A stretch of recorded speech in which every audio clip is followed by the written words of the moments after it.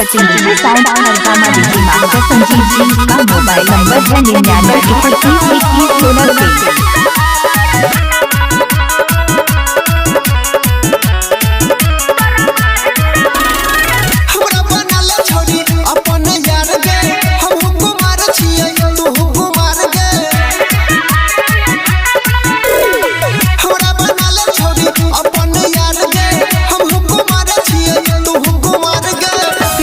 छोरा बो नहीं हटाबो हटाबो हटाबो रे छोरा केतनो पटबे नहीं पटबो तोरा बाहन से हम रे झटबो छोरा केतनो पटबे नहीं पटबो तोरा बाहन से हम रे झटबो।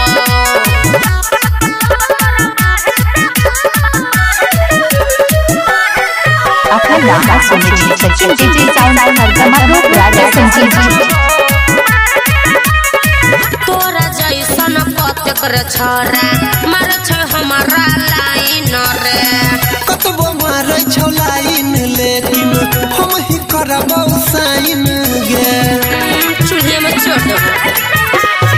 तोरा जैसन पतकर छोरा मार छ हमारा लाइन रे कतबो मारै छौ लाइन लेकिन हम ही करबौ साइन गे हमरा चक्कर में तू छोड़ा ने पर रे दे ना अपन मोबाइल नंबर गे कहबे त दिन रात खटाबो खटाबो खटाबो रे छोड़ा केतनो पटबे नहीं पटबो तोरा बाहन से हम रे झटबो रे छोड़ा केतनो पटबे नहीं पटबो तोरा बाहन से हम रे झटबो।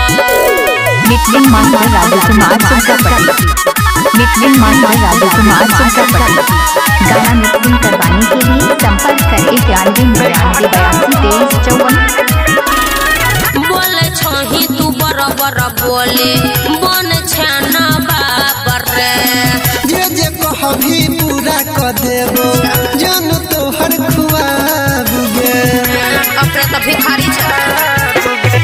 बोले छही तू बराबर बोले बन छाना बाबर रे जे कहबी पूरा क देबो जन तोहर खुआब गे मुकेश सुमन से हट के चल रे अनिल रहतो पीछा पड़ल गे सट नहीं देभी तब सटाबो सट